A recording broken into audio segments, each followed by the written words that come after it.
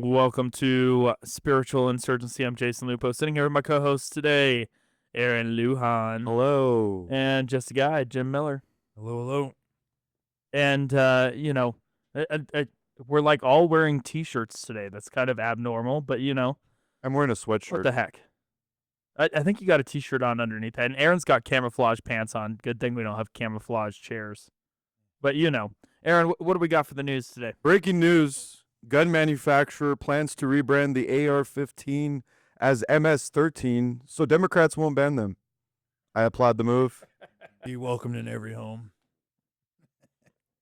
In real news, this is actually coming out of Reclaim the Net, which is actually one of my favorite things to look at. But the Twitter is not working, so bear with me here. This is a live show. Slippery slope to digital ID. The Security Service Administration to launch digital social security access via My Social Security accounts in summer 2025.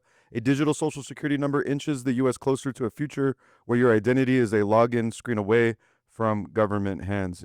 I look at all this news and I constantly chronicle as we inch closer and closer and closer to the mark of the beast.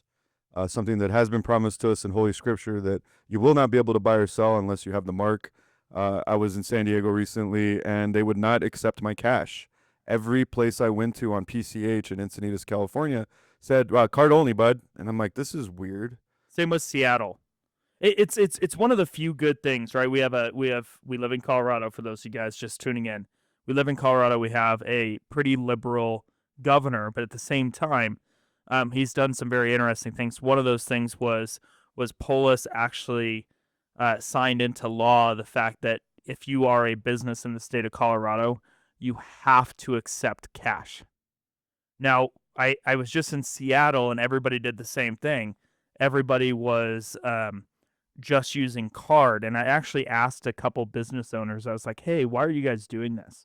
And shockingly, one of the biggest concerns and the reason why they went cashless, not only because of the theft and the robbery stuff, but also because of fentanyl and wanting to make sure that their employees were safe, because fentanyl is we have people that are actually getting overdoses by just touching dollar bills. And when I have the conversation with the tellers at the bank, that's one of their concerns too, is the fact that fentanyl is getting on these exchanges of currency, and cash can be dangerous to touch now, which is kind of crazy. Yeah, well, the reason I think people are suspicious, because I could hear the opponent saying, oh, you're a paranoid conspiracy theorist. You're always looking for the boogeyman. I get that argument. I'm not a paranoid conspiracy theorist. I am a calm observer of trends as they develop. And the reality is that when you have the Social Security Administration centralizing massive amounts of personal data and saying that we're going to basically make this convenient for you, to me, that's a red flag on tyranny, on inching towards digital ID. Because anytime you centralize massive amounts of personal data and sell it in the form of convenience, you're tricking people. So, along the same lines as what you just said, here's the interesting thing. Okay, Denver City Council. This happened May 6th, so 2 days ago. Denver City Council unanimously rejected a 2-year extension of the flock safety camera program. Vote happened on Monday night. The cameras have been installed at 70 intersections across Denver. The cameras snap a photo of a license plate or vehicle in an attempt to catch criminals. Denver police claim that cameras have led to 275 arrests, recovered 180 stolen vehicles, and helped solve several homicides. Investigators say that the cameras have helped track down suspects in a $12 million jewelry heist earlier this year. Some council members discussed privacy concerns and who may have access to the footage, but the number one reason why they actually rejected this flock safety camera was the fact that even though they cited public safety concerns of like we're invading people's privacy, they actually did it because they believed that ICE would use it to arrest illegals. So Denver City Council actually looking Republican because they want to protect the illegal immigrants. And you look at it and you're like, okay, so why do the American people not deserve that level of privacy if you're willing to give that level of privacy to an illegal immigrant. Because American citizens are now the second-class citizens after illegal immigrants. 100%. I mean, and that's not hyperbole. If you look at the policies this country has passed, if you look at the way that Americans are treated, I mean, we got veterans on the streets that can't eat, but yet we have illegal immigrants at the Ritz-Carlton. Give me a break. Exclusive, Texas Senator's bill mandates death penalty for illegal immigrant killers. Republican Texas Senator John Cornyn introduced a bill Thursday to codify President Donald Trump's executive order instituting the death penalty for illegal immigrant murderers. Cornyn's bill, titled the Justice for American Victims of Illegal Aliens Act, would add illegal immigration status to the list of items to be considered in determining the justification for a death sentence in U.S. Code, according to the bill text. If you guys remember, Trump issued an executive order January 20th, which instructs federal prosecutors to seek death penalty for not only illegal aliens guilty of capital crimes, but for any involved in the murder of a law enforcement officer. I have some really, I think, dissenting opinions on this, but I'm curious to hear what Jim Miller and Jason Lupo have to say. Well, I want to go back really fast to the previous conversation because the Fourth Amendment protects us from unreasonable searches and seizures. Yeah. And you might go like, hey, Jason, why are you bringing this up when it comes to Social Security cards? Why'd you bring up the situation at City Council in Denver? And I'll tell you why. Because there is an expectation of privacy, and the Supreme Court has long held that we have an expectation of privacy, even in a public setting. We have a certain degree of a level of privacy that we can expect. And so when we become more like Great Britain, we put cameras everywhere. These police officers and law enforcement are not getting warrants, and all of a sudden they have additional information on you. They're tracking you. And so now we have things like digital ID and digital Social Security card, and it opens the door to allow law enforcement more purview to get into the lives of individuals. And it totally, I think, to a certain degree, is going to violate citizens' Fourth Amendment protections. Well, aside from that, I think there's more to it than you guys are even addressing, too. I don't like how Mile High San Francisco, old Denver, like, oh, for the sake of non-citizens, non-residents, people that don't fund the projects or have to pay for where they live, they're fine. Let's do stuff in their favor. That's pretty trashy. But I think a lot of this camera stuff and digital stuff, I think it destroys the humanity aspect of things too, the interaction, whether it is with law enforcement or not, stomping and talking to you sometimes, and your privacy. I think it does destroy communities and societies too in a social aspect, because everybody's going to be like, I better be all super private so nobody sees what I'm doing, because no matter what I do, I'm super filmed and set and everything else. I don't want to interact with my neighbor. I'll be filmed. I don't want to, nobody's going to interact with a person, a law enforcement officer. They're going to interact with a machine, a computer, a camera, something in the mail, and you better do it digitally and make it happen instead of, hey, how come you went through that red light? And you're like, oh, it was icy. I slid through it. Sorry.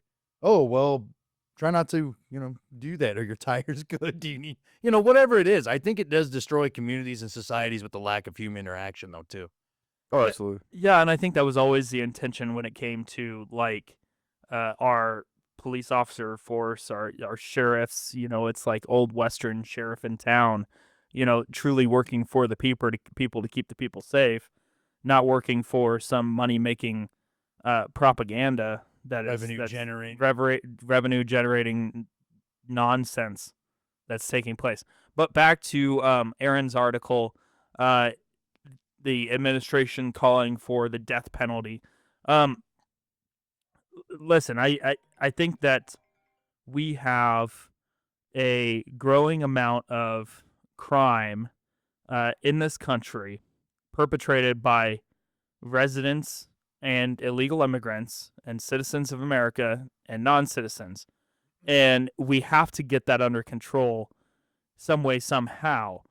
And when we've removed the death penalty from a lot of these states, it does not seem to help anything other than liberals' emotions, catch liberal tears. But when we have the death penalty in place, and it's clear and obvious that we're using the death penalty, as in certain states are, we're seeing that some of this crime is actually being reduced. When there's a penalty for what you do, the crime goes down. And we've seen this especially when it comes to child sex trafficking. Colorado has the lightest laws on the sale and trafficking of children. If you do it, you almost spend no time in jail. And yet we have the highest prevalence of that behavior. Our laws are 4 to 5 times leaner than what California has. And so we have more child sex trafficking going on in this state than even California. Here either. Yeah. I mean, Aaron, thoughts?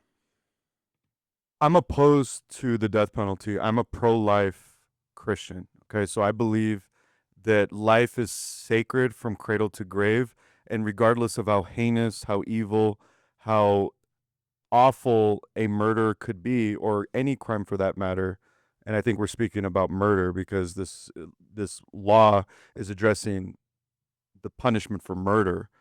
I don't believe that we should hand over that type of power to the state, not on moral grounds, but also on legal grounds. And when I say moral grounds, I believe God is the author of life. Only he can give life and take life away. Number 2, legal grounds, because I believe that it becomes a slippery slope once you hand over the power to kill to the government. That's incredibly dangerous. I would submit this Romans 12:19, vengeance belongs to God.